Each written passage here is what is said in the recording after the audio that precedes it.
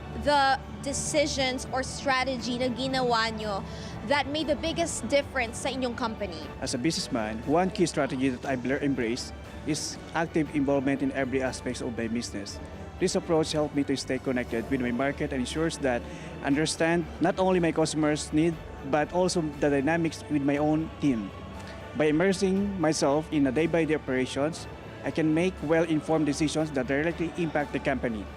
This level of engagement fosters the better communication with employees, ensuring they understand the vision and goal of the business, ultimately leading and improve the performance and alignment. It allows me also to adapt quickly to the market changes and identify opportunities or challenges early on. That is one innovative leader. Congratulations, Sir Maverick. Yeah, thank you so much.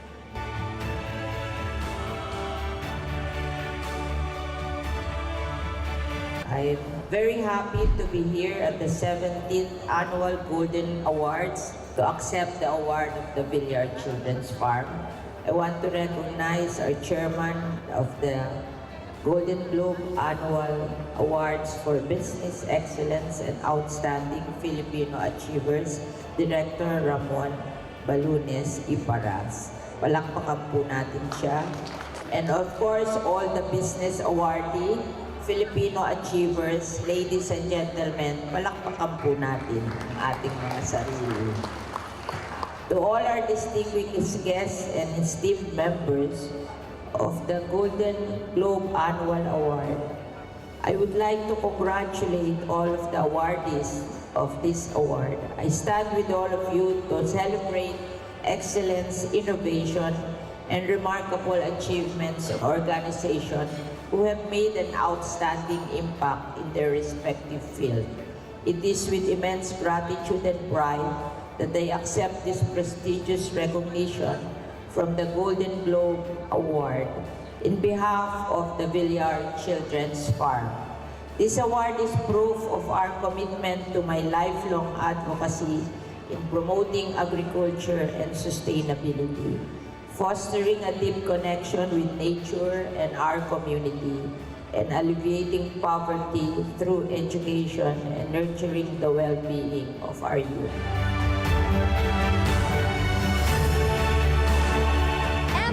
Tonight here at the Golden Globe Annual Awards for Business Excellence and Filipino Achievers. Congratulations to all the winners.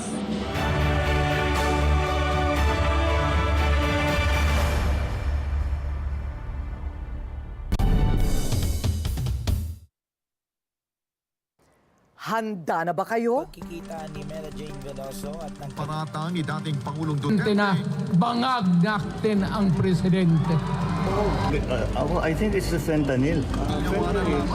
Ang paratang ni dating Pangulong Duterte isulong ang People's Initiative. Para naman pakialam yung senador o yung miyembro ng Congress sa People's Initiative.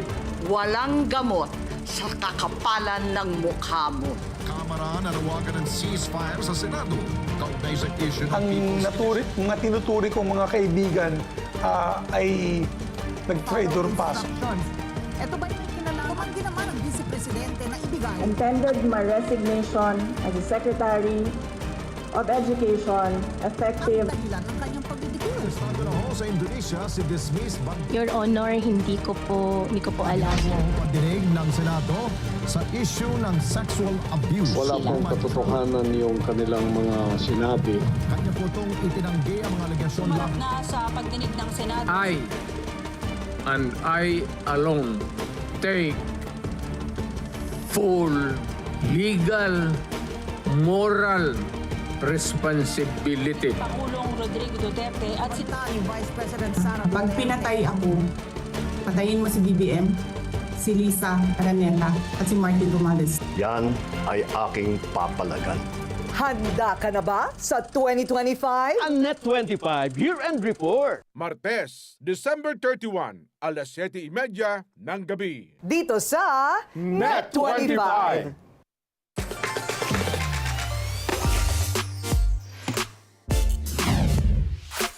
And with that, our buzzword for the week is video commerce. It is the use of video for online marketing and sales.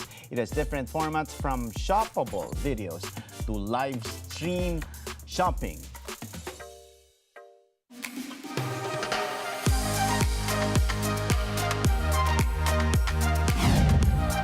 And our code for the week is e-commerce is not an industry. E-commerce is a tactic. That's according to 𝗗𝗶𝗴𝗶, the CEO of Shopify. Maraming salamat sa isang oras na pagsama sa amin upang tunghayan ang isang makabulang usapan ukol sa negosyo dito lang sa Open for Business hanggang sa susunod na linggo. Samahan nyo kaming muli dito sa Open for Business. Catch us on Facebook and YouTube. Like and subscribe on our social media page at Net25TV. We will bring you more insights from industry experts, thought leaders, CEOs, and featured SMEs. Together, let us help encourage business development in the Philippines. Sharpen your business acumen, feel the pulse, and set the trend for as long as you're informed and open for business. Ito po si 𝗙𝗶𝗴𝗏𝗧. Marami pong salamat.